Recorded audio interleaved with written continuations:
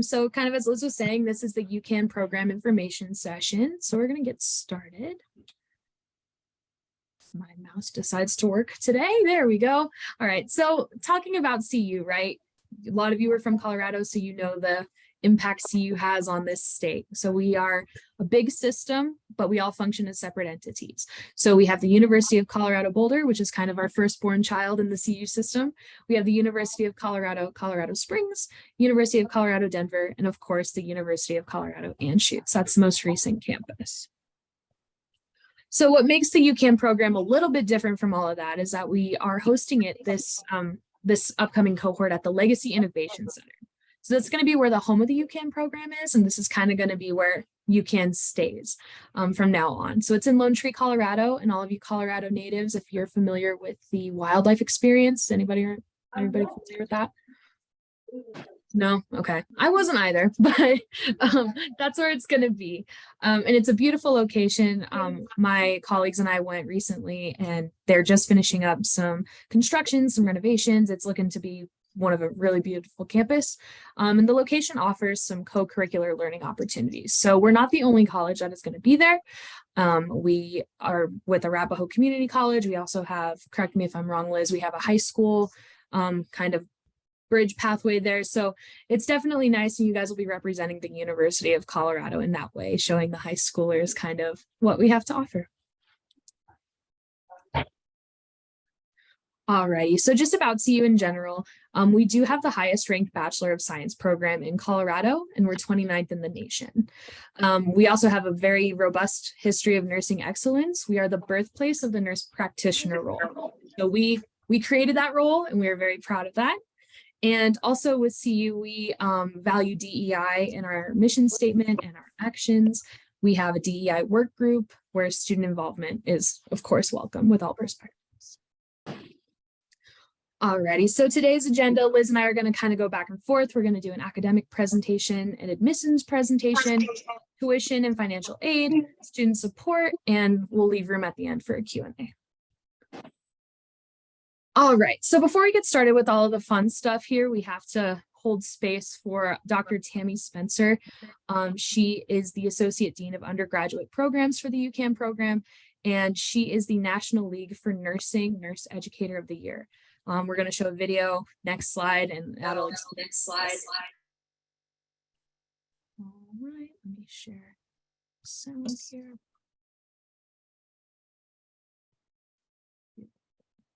Let me know if you can't hear the video.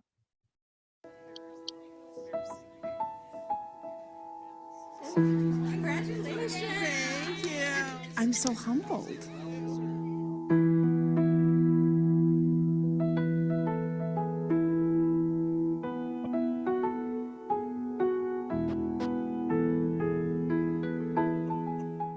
Think about receiving an award like this, of course you think of the people that inspired you, right, to do this work. And your health assessment builds on your pharmacology. My parents really, instilling in us the places you could go with an education. And they were both educators, so they were role models for me. You all will talk about that with pharmacology because blood pressure medications act on that, right? But my students, they give me such inspiration.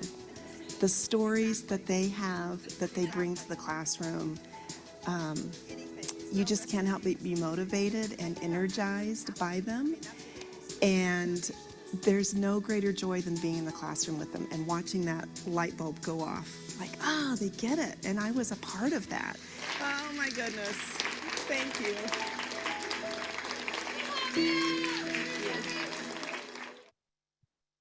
All right.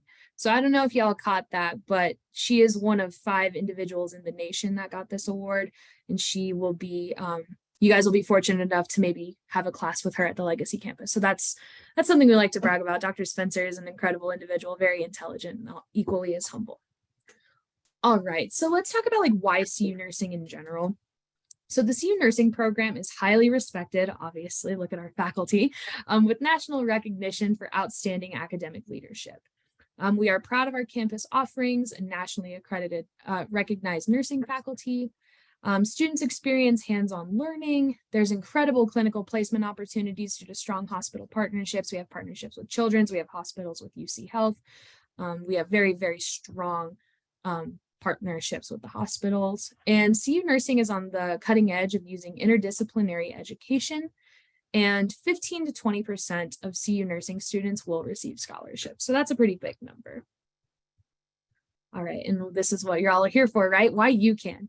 So on average, the UCAN program at CU College of Nursing is $10,000 less than most accelerating nursing programs offered. And so with our UCAN program as a whole, our exams, like the exams you'll be taking in your classes, are formatted similarly to the NCLEX, which is the final exam you'll be taking after graduation to get that RN behind your name. And so that makes sure students are adequately prepared when they take the exam after graduation. The UCAN program has a 97% NCLEX pass rate, speaking of NCLEX, so those are really good odds. The Colorado national average is going to be 90.7, and the national average is going to be 80. So we're already sitting pretty high above that. With the UCAN program, we also have a small cohort size and clinical group. With each cohort for the spring and fall, it'll be 72 students per cohort. And we also do a small group model for clinical rotations. And the nice thing, if any of y'all have been to a university before, there's no need to register for any of your classes. CU nursing staff will do it for you. The UCAN program is accelerated and it is a 1 year, so we will take on the responsibility of assigning those, so that way you guys can make sure you get all of your courses done in that year time frame. Alrighty, so a little bit about UCAN. Detailed program information is going to come when Liz does the admissions presentation. But we do have a fall and spring start term. It is 12 months, so it is a year pre-licensure program. The requirements are that a previous bachelor's degree is required. The program length total is going to be 66 credits. Healthcare experience is required for the admission into the UCAN program. We do prefer direct patient care. And if you have any questions on that, we can hold those for later. And working outside of the UCAN program is strongly discouraged due to the pace and rigor of the program. Again, this is a 1 year accelerated course. We're not, of course, telling y'all not to work, because if you live in Colorado, you know how expensive rent is. But you will have to have a very, very flexible work situation if you are working during this program. Alrighty, and so here we have the sample curriculum plan. This would be if you guys started in the spring here. So it's very front loading first. You have patient care assessment, pathophysiology, pharmacology, so all of the very didactic heavy classes, and then you can start seeing the summer and fall disperse. And then of course at the end here, it'll be 66 credits, and registration will happen automatically. Again, you guys don't have to worry about any of this. So that's just kind of a sample curriculum plan. And so for the UCAN program structure, we utilize a block system for most courses, and they're completed in 5 to 8 week blocks of time. We have varied clinical hours throughout the UCAN program. We have 48 to 180 hours. And each clinical course also has a didactic or classroom portion of the course. Again, we need to highlight that UCAN is going to be happening at the Legacy campus in Lone Tree. You guys will have it made over there. It's a really nice campus, so don't worry about that. And so just some teaching modalities used. We require that in-person attendance is there for the extent of the program. We do have an online component built through Canvas. I'm not sure if any of you guys are familiar. The University of Colorado system does use Canvas. So if you've been to college at any of our other partner schools, that's what we will be using. And approximately 30% of our courses have a completely online format. Right, and then with that, I will leave it to my colleague, Liz. Yes, hello. All right, and you can jump forward. So we're going to be talking a little bit more about the what does admissions look like for the UCAN program. And so Nicolette spoke a little bit about some of the requirements in terms of the folks who are going to be applying and how you know you're ready to apply. So I think first things first, it's really important that we do talk about a holistic admissions process that is moderately newer for us here at the University of Colorado. And so what does that mean? It means that we look at your background, we look at your contributions, we look at your academic performance, we consider your interview, we also take into consideration your potential as a nurse. So those are the areas. So when you're applying, we'll talk about this a little bit later, but you also have folks submit recommendations on your behalf. And so all of those things do bear weight just in terms of your levels of engagement and that background and that experience that you're bringing into the program. As we mentioned, a previous bachelor degree is required. So do know that that previous bachelor degree can be in anything. It can be in sociology, it can be in public health, it can be in biology. There is no specific requirement for what that degree needs to be in. However, as you can see on the right, we do have specific courses that you will be required to have in order to apply. And so when we say 3.0 GPA, we are referring to those 5 courses. So the anatomy and physiology, 1 and 2, microbiology, chemistry, statistics. So you need a 3.0 in those courses combined, as well as your overall GPA. So do know that that is something that we do put weight on, and that if you have below that, it's pretty likely that you would forgo your chances of being admitted into our program. And so what we recommend if you're sitting in a 2.9 or a 2.85 is maybe take another course or two, or retake one of those courses. Like let's say you got a C in anatomy and physiology, maybe it would be worth retaking in order to raise up that GPA. So healthcare experience. A lot of folks often have questions about, well, what do you require for healthcare experience? And so do know that we don't have a minimum. The average students who are admitted to our program typically will have 500 or more hours. So do know that. But what we'd like to look at is, what exposures have you had? Have you been caring for patients? Have you been at a front desk of a hospital, or have you been working directly in patient care? And so we're going to bear more weight on folks who are able to work with patients and have direct interaction with patients. So do know that. And then also we're looking at the type of institution that you attended. Regionally accredited institutions are the most common. That would be the state schools, community colleges, universities. Some of the ones that we do not often accept transfer credits would be like an Emily Griffith, or some of the technical schools that are around. And so those are called nationally accredited. And so typically those are not transferable credits into regionally accredited institutions. Do also know that we put a 10-year expiration timeline on your prerequisite courses. So if that's something you need to be cognizant of and paying attention to as you're planning and preparing, know that it is something that we look at. Also, we don't require, like, let's say for microbiology, if your institution does not offer it with a lab, we do not require labs. However, we do find that those are helpful for students to take them with the lab, because it only increases your critical understanding of the content. So do know that it's not required. So with chemistry, if you take intro to chemistry versus general chemistry, do know that we don't have a specific requirement, although sometimes you do find that it helps your ability to succeed down the road if you take them with labs. So also what's really exciting, before we move on really quick, is that for the fall start, our application is September 15th to January 15th. So that application is not currently open.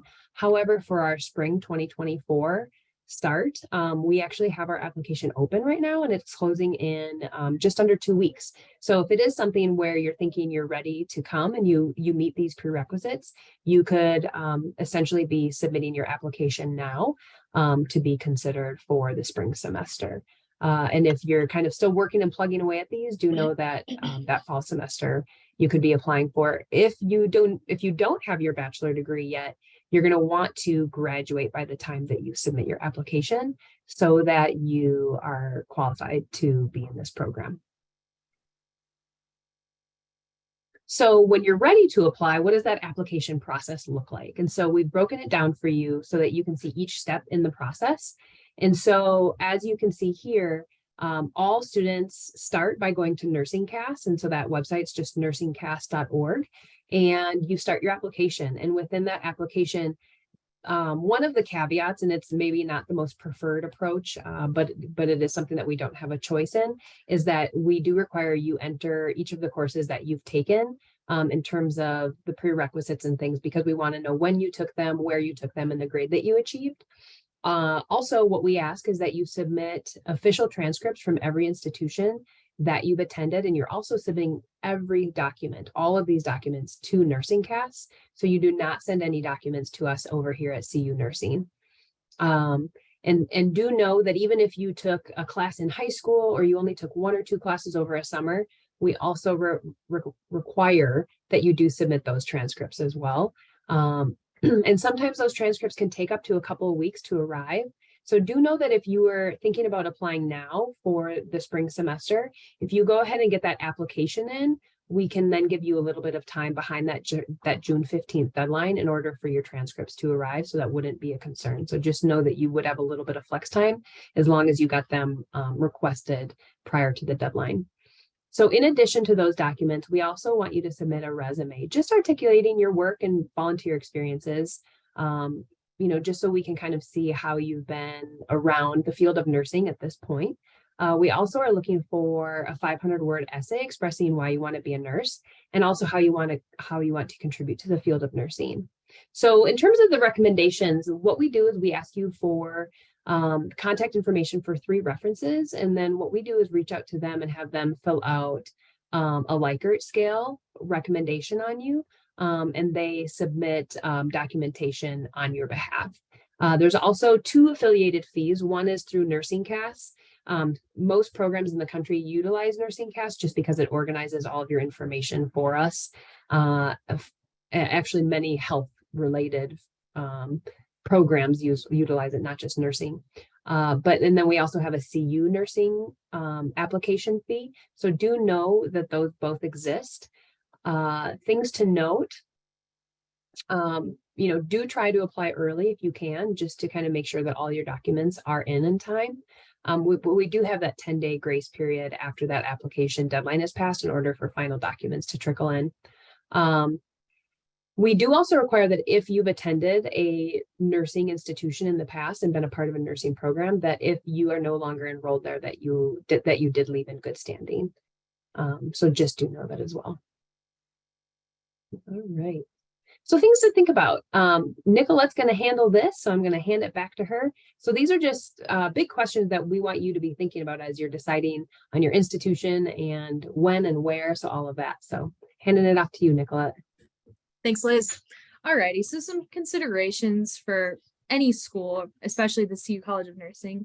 Got to ask yourself, is this the right time for me to be in school?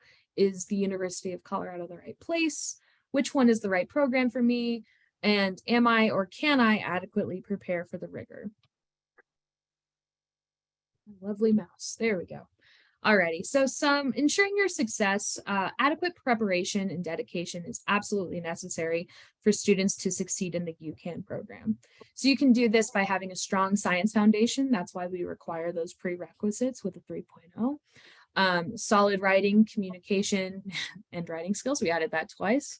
All right, and then prepare for online and classroom learning. Computer literacy is essential. So, being well-versed in Canvas, being well-versed in, Outlook, being well-versed in emails, communication, stuff like that.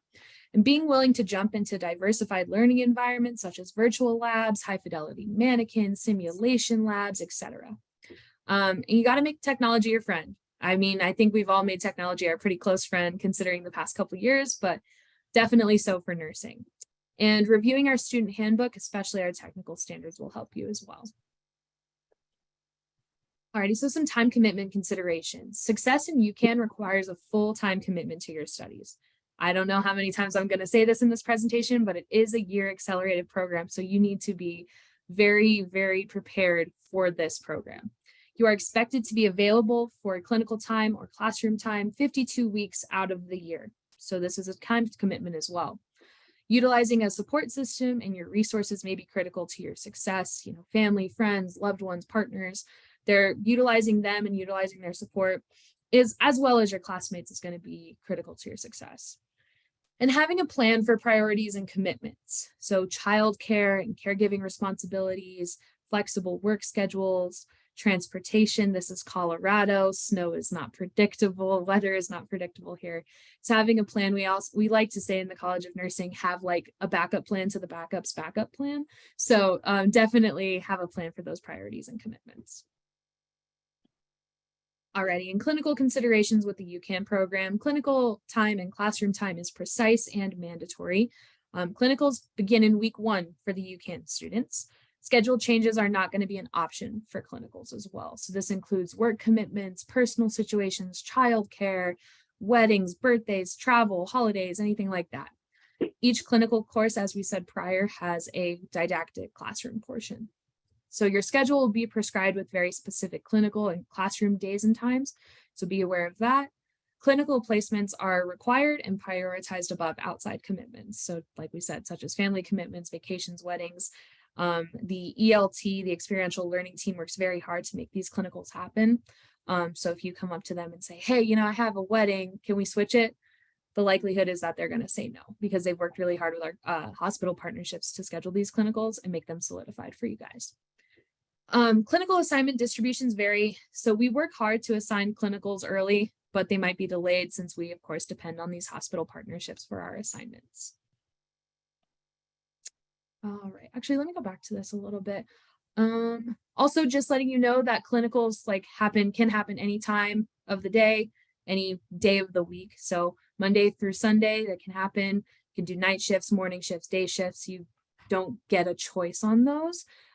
So just it's preparing you for what'll be the case when you're a nurse, a working professional. Alrighty, so Liz touched a little bit on the prerequisite information. Those 5 prerequisites, of course, the microbiology, anatomy, physiology, statistics, and chemistry. All of those courses need to be completed before the application deadline. Of course, we have that 10-day time frame. But if you're curious and if you want to go, hey, I think this class will cover, but I'm not quite sure, you can send any questions about the prerequisites to the email con.undergradevals@cuanschutz.edu, or you can scan that QR code. It's going to take you to a Qualtrics survey, and that Qualtrics survey, you can submit your transcripts. Just be aware that it does take about 10 days for the individuals who are looking at it to get back to you with that, but we will get back to you with a full transcript evaluation and letting you know what classes we will accept and what classes you might need to take or you still need to take. And I'll leave space for y'all to scan that or write that down. Cool. Alrighty, so when to apply to the UCAN program? As Liz was saying, nice thing about the UCAN program is we are the only undergraduate program with 2 applications. So we have a spring, which is open. Again, if you have everything at the ready, feel free to go to NursingCast and start applying. But we also have a fall as well. So the applications will open March and September 1st. It's kind of nice. We are consistent throughout the year. So early March, early September for both of those. The application will close on the 15th of June, 15th of January. We do have an interview, which we will talk about a little later in the presentation. So that'll happen July 20th for this upcoming spring semester and the mid-March for the upcoming fall. We make our final decisions late August for the spring, April 1st for fall, and then our programs start in January and late August as well. Perfect. So talk about the interview a little bit quicker than I said. So we consider a holistic review process, considers all facets of an application, just kind of like Liz was saying. We view you as a whole. We're not just looking at one specific thing on your application. So once that's completed, a select group of students are going to be invited for group interviews. And yes, you heard that right. We're doing group interviews. We're not going to sit you in front of a panel of 100 people and ask you a really hard question. You will be with a group, so that kind of eliminates some nerves there. So once you're done with that interview and we make our decisions, the notifications will be delivered by email, and everyone will have 2 weeks to respond to the offer, whether they declined or accept the offer. Nice thing about that is that there's not going to be a deposit required for that offer. We're not going, hey, you're welcome to the UCAN program if you give us $200. We don't do that. We're no deposit required. You say yes, and you will have a guaranteed spot. Again, all students admitted must meet the pre-enrollment requirements. That includes a background check, drug screen, immunizations such as flu, and the COVID vaccine. Cool. So I'm going to give this back to Liz with the tuition and student services presentation. Awesome. Thanks, Nicolette.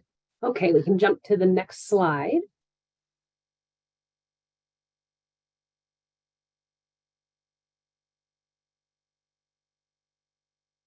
Okay, so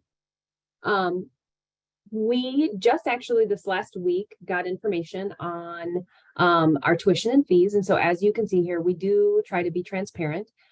Students who have not fully used their financial aid are qualified to use financial aid, as well as the COF, right? And so there are some awesome options in the state of Colorado. If you are a resident or if you qualify for WUI, we'll talk about that as well. But essentially, the resident cost to attend our programs after COF is $31,152, and that will be for the 2023-2024 academic year.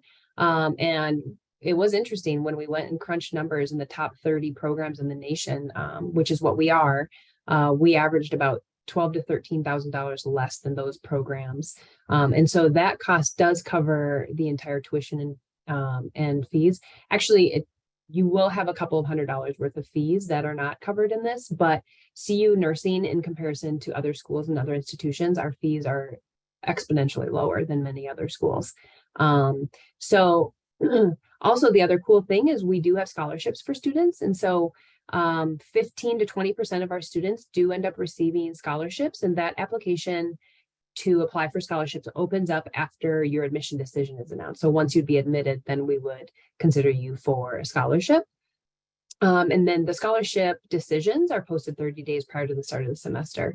If it is something where you're looking at taking out loans, for every $10,000 that you take out, or every 30,000, it's every 30,000, think about an extra $100 a month over a 30-year period.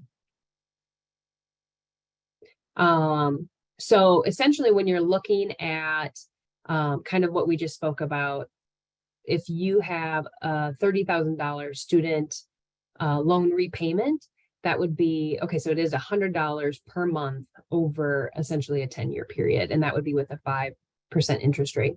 But the cool thing is so the average RN salary in the United States is $80,600. I was just looking last week, and the average RN in the state of Colorado actually makes $86,000. So that's, you know, when you consider that salary in comparison to many others across the country, you know, that's a pretty stable living. And so especially kind of entering into the nursing field, you know, I think that is something that's very awesome to look at, is that you're going to have incredible job security in nursing, as well as potentials for growth. So we can jump to the next slide. Back one. Okay, so the other cool thing to look at, I love this scale because it shows you as you progress, and if you are interested in, you know, the cool thing about a lot of nurses and people who choose to be a nurse is, you know, a lot of folks end up coming to nursing school because they're like, I want to help people. I'm passionate about the sciences and health. I like good health. You know, I want job security. You know, all of those things come with nursing, especially right now. There's such demand for nurses. There's so many jobs out there, which is why CU Nursing is trying to grow as well. And we now offer our UCAN program actually twice a year. And so this is this 2023 was the first year that we ever offered enrollment 2 times a year for it. And it was because of the demands out there for nurses. And so it's really an exciting time to become a nurse, which is really great. And so what you can see here is that nurse practitioners on average, so if you decide to go get your master's degree, and or we call it a DNP, a doctorate of nurse practitioner, that jumps up and raises your salary to $114, $115.